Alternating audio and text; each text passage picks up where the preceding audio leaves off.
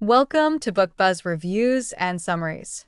Welcome to the part of life no one warned you about, where the to-do lists never end, expectations are sky high, and the finish line keeps moving just when you think you've caught up, where Instagram makes everyone else look like they've figured it out, bought the house, got the job, nailed the relationship, while you're still Googling how to file taxes, wondering why you're anxious at 3 a.m., and questioning if you're the only one secretly feeling like an imposter in grown-up clothes. This is Adulthood, but this book isn't just about paying bills on time or pretending to have it together.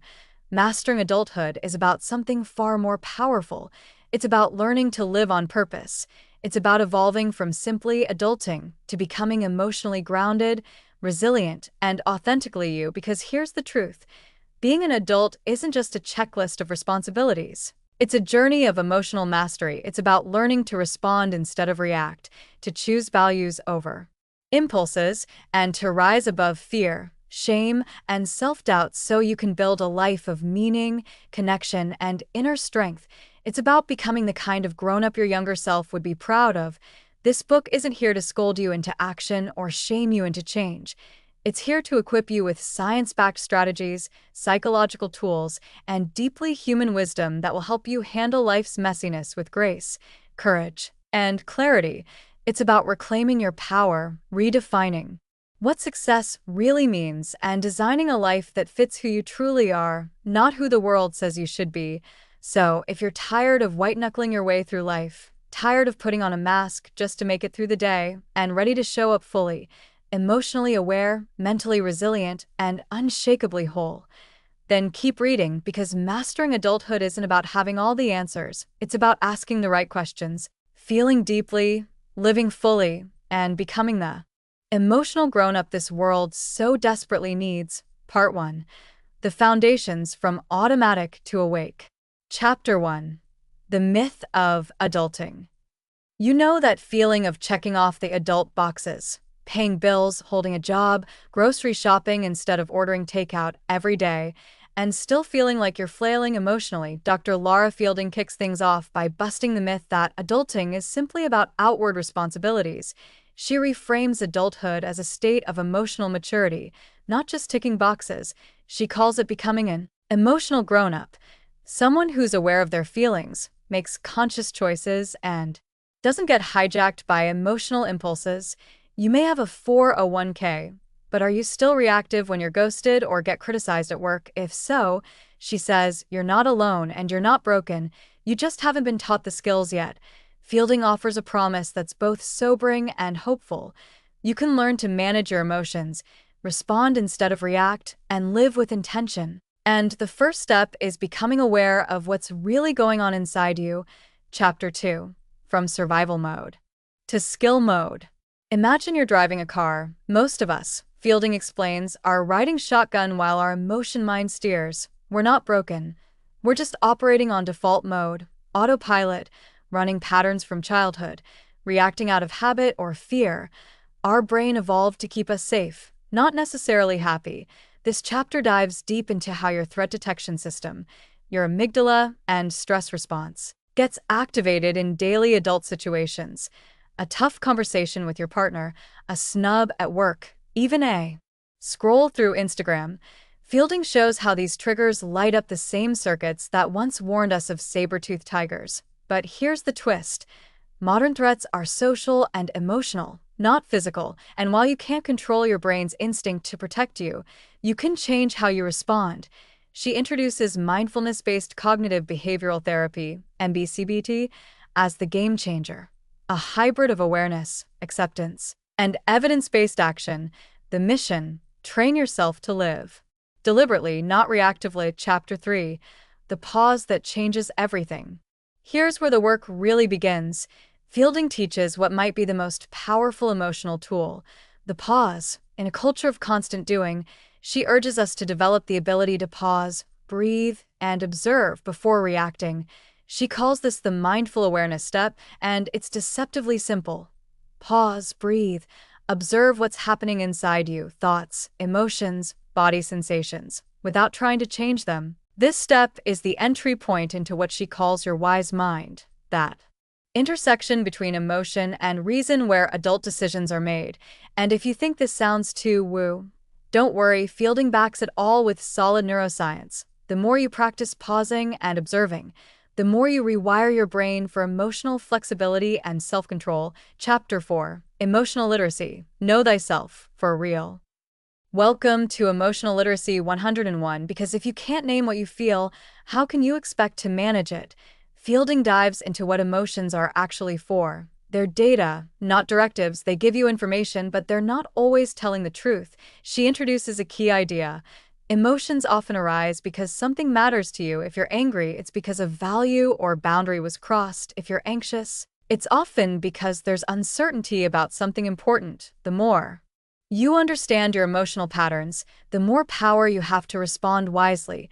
To help, she offers tools like the Emotion Awareness Worksheet, where you identify the situation, your emotional response, the urge that came with it, the deeper value or need underneath it. This is where the emotional grown-up work begins in earnest. You stop being afraid of your feelings and start using them to guide you toward what matters most. Part 2. Mastering the Response. Emotionally Wise, Not Emotionally Hijacked. Chapter 5. Urge Surfing. Riding the emotional wave without wiping out. Ever felt that tidal wave of emotion, rage, panic, sadness, that seems like it's going to consume you whole? That's the moment Fielding zeroes in on in this chapter, but instead of being pulled under by those waves, she teaches you how to ride them like a pro. She introduces the technique of urge surfing, a skill borrowed from mindfulness and addiction recovery therapies. Here's the gist. Emotions come in waves, they peak, then pass. If you can notice the urge to react, lash out, numb out, run away, and surf the wave without acting on it, you build a kind of emotional muscle. This chapter gets real. You don't deny your feelings and you don't get rid of urges. You learn to coexist with them long enough to choose your next move wisely. That's the difference between reacting from fear and responding from intention. Chapter 6. Know Your Patterns. Unpacking Your Emotional Triggers. Fielding takes us deeper into the "why do I always do this" territory. If you keep finding yourself in the same painful dynamics, freaking out when someone pulls away, freezing up at the slightest criticism, panicking before a deadline, this chapter is your mirror. She explains how early life experiences shaped your emotional learning patterns and how those patterns can become traps in adulthood. Often, they made sense then. Maybe you had to keep quiet to stay safe, or become the fixer to earn love, but they're outdated now. This is where Fielding introduces one of her core exercises. Pattern mapping. You begin identifying the triggering situation, the emotion it sparks, the habitual thoughts that flood in, your default behavior, the autopilot move, the outcome, usually not great. Then you step back and ask, what did I really need in that moment? That's the light bulb. This chapter is about reclaiming your agency, recognizing that while you didn't choose your emotional blueprints, you can choose whether to keep running them. Chapter 7. Values-Based Living. What really matters to you. Now that you're aware of your reactions and patterns, Fielding guides you towards something deeper, your values. She emphasizes that values are not goals. Goals can be achieved and checked off. Values are qualities of being. They're directions, not destinations. You can't finish being kind, brave, or curious. You live those things moment by moment. When you connect your choices to your values, life gets clearer. Even if it doesn't get easier, that awkward boundary you need to set, you do it. Because you value honesty or self-respect, the anxiety you feel before a big presentation, that's because you value growth or mastery. Fielding shares exercises to help you unearth your top values and align your actions accordingly. Living from values instead of reacting from emotions becomes your inner compass. Chapter 8. The Emotional Grown-Ups Toolkit. ACT in Real Life. This is the action-packed chapter, pun intended. Fielding brings in techniques from acceptance and commitment therapy, ACT, to tie everything together. Accept your internal experiences instead of resisting them. Choose values-based actions. Take committed action, even in the presence of fear, discomfort, or self-doubt. She walks you through applying ACT in real-world moments. When you feel overwhelmed, pause, breathe, accept the anxiety, and ask, What does my value ask of me right now? When you're about to ghost someone instead of having a hard conversation, feel the urge, name the emotion, connect to your value of integrity, and move forward gently. One standout metaphor she uses is the mind bus. Imagine your thoughts and emotions are noisy passengers shouting directions from the back. You're the driver. You can hear them, but you don't have to obey them. You stay on your value-based route, even if they scream and panic. Part 3. Adulting in Relationships, Keeping Your Center While Getting Close. Chapter 9. Attachment in Adulthood, The Ghosts in Our Relationships. Here's where Fielding gets personal. She introduces attachment theory as the invisible hand shaping our adult relationships. You may be 30, paying your taxes, holding down a job, but the emotional part of you might still be playing out childhood attachment patterns. Anxious, you chase, cling, fear abandonment. Avoidant, you pull back, stay cool, keep distance. Disorganized, you flip between both extremes. Feeling emotionally out of control. Secure, you know how to balance intimacy with independence.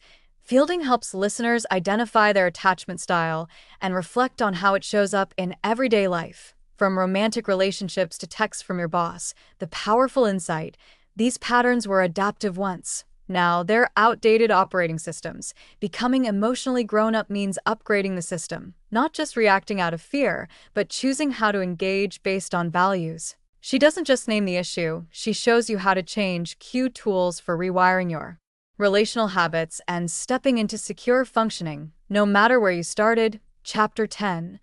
Boundaries Without the Guilt.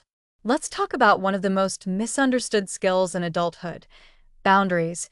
Fielding doesn't sugarcoat it. Setting boundaries feels uncomfortable, especially if you were raised to prioritize others' feelings over your own.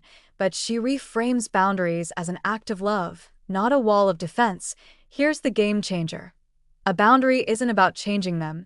It's about clarifying what you are willing to do, tolerate, or allow. She walks us through real-life scripts and situations.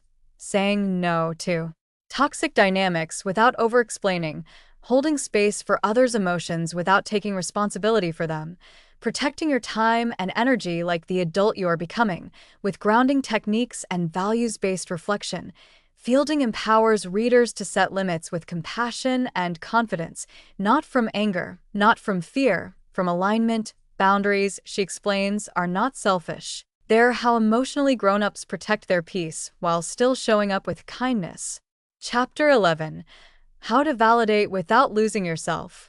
This chapter is about the fine art of emotional validation, how to show up for others without disappearing yourself. Fielding breaks it down. Validation is not agreement. It's simply letting someone know their emotions make sense, and when done right, it creates emotional safety in relationships.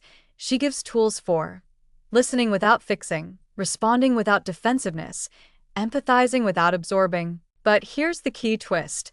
You also have to validate yourself, especially when others can't or won't.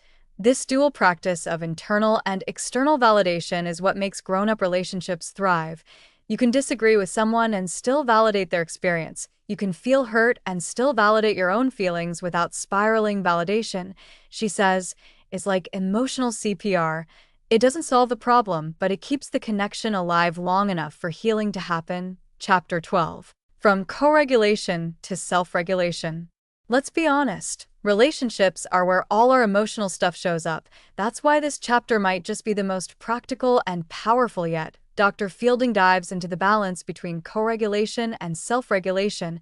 Co-regulation, when your nervous system settles down through connection with others, a hug, a calming voice, a shared breath. Self-regulation, when you soothe yourself from the inside out, through mindfulness, grounding, or internal validation. Both are essential, but too often, we lean too hard on others to fix our inner storms, or push them away to avoid vulnerability.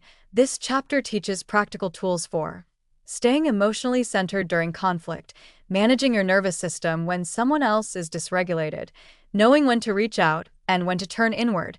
She introduces a calming sequence you can use in tough moments. Notice, name, breathe, anchor, choose. Underscored, this isn't just about surviving conflict. It's about transforming it into an opportunity for growth. both personally and in your relationships. Part 4. Living like an emotional grown-up, purposeful, present, and unshakably you. Chapter 13. Flexibility is power. Let go of the need to control everything. This chapter starts with a hard truth. Life won't go according to plan, and the more we try to grip tightly to control, the more it slips through our fingers. Fielding introduces psychological flexibility as the holy grail of emotional adulthood. It's the ability to accept what is, pivot when needed, and still act in line with your values. She breaks down the difference between being emotionally reactive and being emotionally agile. One is driven by fear and habits, the other by awareness and intention. Here's the core message. Underscore, it's not your emotions that derail you, it's your resistance to them. Underscore, through acceptance and commitment therapy, ACT, tools, Fielding teaches how to drop the struggle with perfection and control, embrace discomfort as a path to growth, step out of the trap of needing to fix everything or everyone. You'll start to see how life becomes lighter, not because it's easier, but because you're more skillful at facing it. Chapter 14. Emotional courage, show up anyway. Let's face it, adulthood can feel scary. Vulnerability, risk, failure, rejection, all looms large. But Fielding flips the script. These aren't threats to avoid, they're signs you're alive and engaged. This chapter is all about emotional courage, doing what matters even when you're scared, tired, or unsure. She gives real-life examples of how emotionally courageous adults say, I love you first. Apply for the job they think they're not qualified for. Have the hard conversation. Show up for others and themselves, even when it's uncomfortable. You'll learn how to befriend fear instead of fighting it, and how to anchor back into values when doubt creeps in. There's an amazing quote here. Underscore, courage isn't the absence of fear. It's the willingness to act with fear in the passenger seat.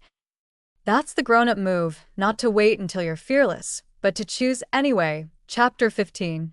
Your daily practice, becoming over and over. Fielding brings everything together in this final chapter with a grounded message. Mastery is not a destination, it's a practice. Being an emotional grown-up isn't something you graduate from. It's a daily, moment-by-moment choice. Some days you'll show up with grace. Other days you'll crash hard. Both are okay. She offers a practical framework for daily self-check-ins. What am I feeling? What story am I telling myself? What matters most right now? What small action can I take toward that value? This is about integrating everything: mindfulness, self-awareness, boundaries, emotional agility into your real life, not just your journal or therapy sessions. She encourages you to track your progress, not your perfection. Mastering adulthood means learning from every fall, choosing again, and practicing compassion for yourself and others. It's not always pretty, but it's real, and it's powerful. The final note: becoming the person you'd be proud of.